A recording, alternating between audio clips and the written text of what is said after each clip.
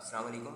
आज हम RC paper का चैप्टर नंबर 10 का न्यूमेरिकल नंबर प्रॉब्लम नंबर 30 को सॉल्व करने जा रहे हैं। सबसे पहले इसको देख लेते हैं इसके क्वेश्चन में हमारे पास क्या गिवन है और क्या रिक्वायर्ड है। क्वेश्चन में लिखा हुआ है हमारे पास determine the moment of inertia of the beams cross sectional area about the x axis.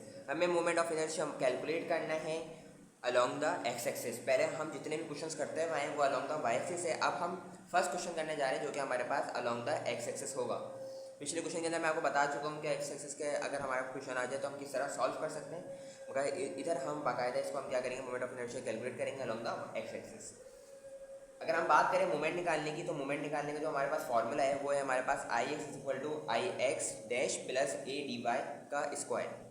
ठीक है, ये जो हमारे पास सिंपल अगर हम बात करें इस डायग्राम की, तो इस डायग्राम को मैंने क्या करा है, बहुत इजी वे के अंदर इसको क्या करा है मैंने ड्रॉ किया है, ताकि हम लोग एक फ्री बॉडी डायग्राम बनाइए सिंपल, ताकि हमारे लिए आसानी हो जाए। अगर हम देखें तो इधर से लेके इधर तक का जो डिस्टेंस है वो ये क्या, इधर से लेके इधर तक का जो डिस्टेंस है हमारे पास आप लोगों को नज़र आ रहा होगा, ये 50 और ये कितना 100, तो 150 हो जाएगा। और ये 50 और ये 100 कितना हो जाएगा 150, यानी कि ये लाइन जो इसको ड्रॉ कर रही है अलॉन्ग एक्स एक्सिस इसको क्या कर रही है, हाफ कर रही है। क्या कर रही है, हाफ। और जो ये वाई एक्सिस को अलग कर रहा है वो क्या कर रहा है, इसको हाफ कर रहा है। कैसे, ये 60 इधर उल्टा हाथ पे, राइट हैंड पे 60, तो 120 इसका पूरा टोटल डिस्टेंस हो जाएगा। तो इसको मैंने इस डायग्राम को मैंने सिंपल इधर ड्रॉ कर दिए एक इजी वे के अंदर।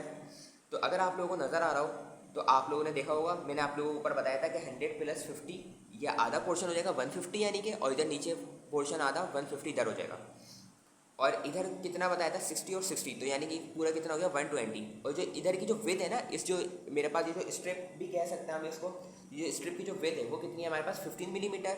और इस जो हमारे पास ये जो स्ट्रिप है ये भी 15 मिलीमीटर हमारे पास विड्थ है। ये हमारे पास क्वेश्चन में गिवन है किस तरीके से, ये देखो लिखा हुआ है ना 15 मिलीमीटर इसकी विड्थ, तो कितनी है 15 मिलीमीटर। इधर मैंने सिंपल इसको इधर लिख दिया, ठीक है।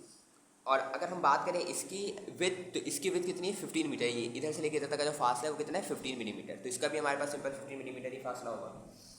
और अगर हम देखें कि हमारे पास डिस्टेंस हमें चाहिए इधर से लेके इधर तक की, तो वो हमारे पास कितना है, हमारे पास है 67.5 मिलीमीटर। कितना है हमारे पास डिस्टेंस इसका 67.5 मिलीमीटर। और इधर से लेकर अगर इधर तक के हम फासला कैलकुलेट करना चाहें तो इधर भी हमारे पास कितना फासला है 67.5 मिलीमीटर। हमें क्या करना है, हमें मोमेंट ऑफ इनर्शिया कैलकुलेट करना है अलॉन्ग द एक्स एक्सिस। तो ये एक्स एक्सिस मैंने ड्रॉ कर दिया है, आप लोगों को नज़र आ रहा होगा। अगर इसके अंदर हम गौर करें तो इसके अंदर अगर हम बात करें, इसके अंदर हाफ पोर्शन की बात अगर हम करें, फ़िलहाल इसकी बात करते हैं हम, ठीक है। तो अगर इसकी अगर हम बात करें तो हमारे पास दो पार्ट्स हैं इसके अंदर। कैसे, एक तो हमारे पास ये स्ट्रिप है और एक हमारे पास एक रेक्टेंगुलर हमारे पास सिंपल ये भी स्ट्रिप ही समझ लें जिसको ज्वाइंट कर रही है, ठीक है। तो सबसे पहले हमें क्या करना होगा, हमें इस स्ट्रिप जो पूरी स्ट्रिप है इसका हमें क्या मालूम करना होगा, हमें इसका मोमेंट मालूम करना होगा। और फिर एंड देन इसका हमारे पास जो ये है हमारे पास, इसका हमारे पास मोमेंट मालूम करना पड़ेगा। दोबारा सुने, पहले हमें इस पूरी स्ट्रिप का जो हमारे पास वर्टिकल वाली है, ये वाली और ये वाली, ठीक है, इन दो का क्या करना पड़ेगा, हमें मोमेंट ऑफ इनर्शिया मालूम करना पड़ेगा। और देन फिर हमें क्या करना पड़ेगा, ये जो हमारे पास हॉरिजॉन्टल है, हमें ये जो दो हॉरिजॉन्टल स्ट्रिप है इनका क्या करना पड़ेगा, मोमेंट ऑफ इनर्शिया कैलकुलेट करना पड़ेगा। तो हम क्या करेंगे, इजी के लिए अपने सबसे पहले मालूम कर लेंगे इसका मोमेंट ऑफ इनर्शिया मालूम कर लेंगे और इसको 2 से मल्टीप्लाई करा देंगे। मतलब ये कि भाई कितने स्ट्रिप है टोटल 2, और दोनों का हमारे पास डायमेंशन सारी सेम है। जब डायमेंशन सेम है तो मोमेंट ऑफ इनर्शिया हमारे पास सिंपल एक ही आएगा। जब मोमेंट ऑफ इनर्शिया सेम आएगा तो इसका निकाल के इसको 2 से मल्टीप्लाई करा दो तो हमारे पास ये टोटल 2 आ जाएंगे, यानी कि हमारे पास इन दो के मोमेंट ऑफ इनर्शिया आ जाएगा।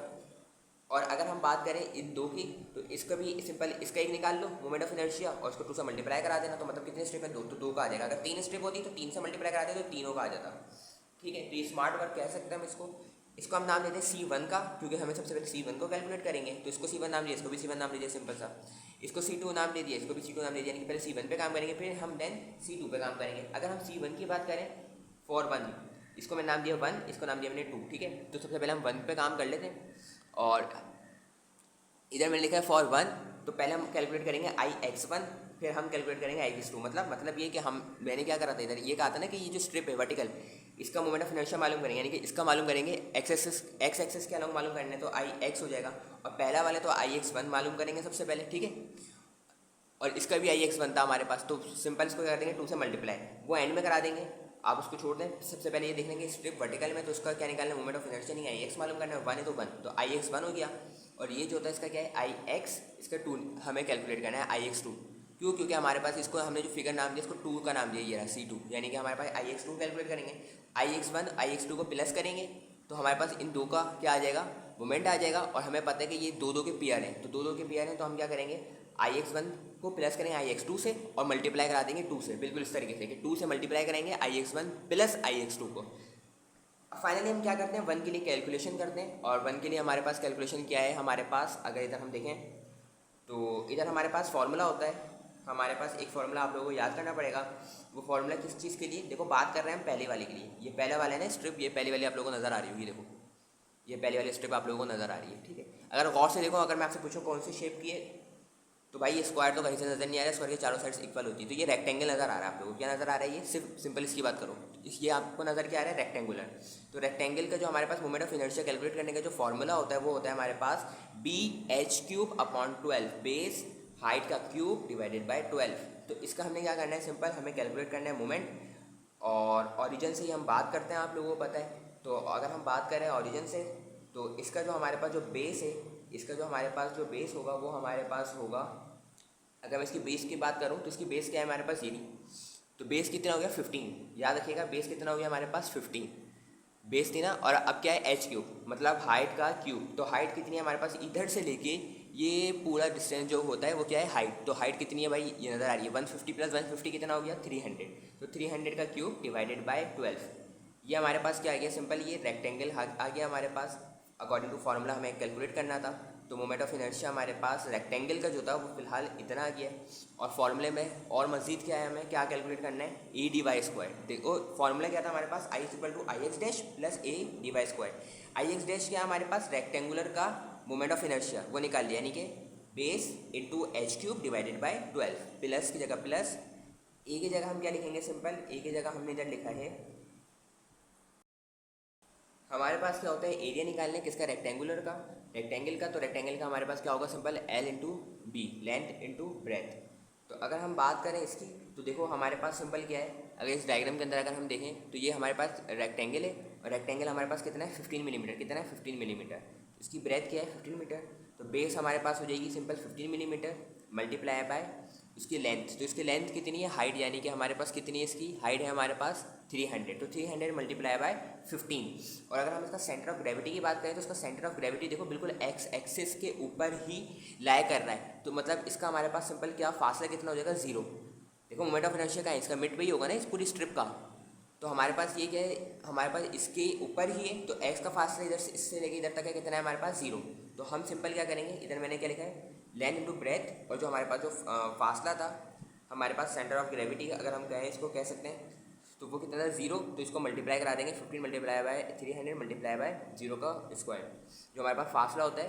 अगर फर्स्ट करो अगर हमारे पास ये सेंटर ऑफ ग्रेविटी ऊपर होता है, इससे कितना ऊपर होता है इधर तक के होता है, तो कुछ ना कुछ फासला होता है, तो उसकी जगह हम 0 की जगह वो पुट करा देते हैं। टेंशन नहीं लेने की, अभी दूसरे फिगर में जो मैं आपको बताऊंगा उसका सेंटर ऑफ ग्रेविटी ऊपर है, तो उसको बाद में डिस्कस करते हैं, ठीक है। सिंपल ये याद रखो कि इधर सेंटर ऑफ ग्रेविटी इसके ऊपर एक्स के ऊपर ही लाई करा था, और हमें मूवमेंट भी एक्स एक्सिस के अलॉन्ग ही मालूम करना है, तो हमने इधर 0 का होल स्क्वायर करा, इसको ये तो पूरी टर्म 0 हो जाएगी, इसको कैलकुलेट कर लेना, आंसर आ जाएगा x1 33.75 एक्सपोनेंशियल 6 मिलीमीटर की पावर 4 4 2 मालूम। अब यानी कि 2 के लिए हमें कैलकुलेट करना है, 2 के लिए हमने जो ये वाली स्ट्रिप हमने कंसीडर की थी, ये वाली जो हमने कंसीडर की थी, ये भी आप लोगों को रेक्टेंगल नज़र आ रहा है, इसका भी फॉर्मूला क्या होता है BH³/12।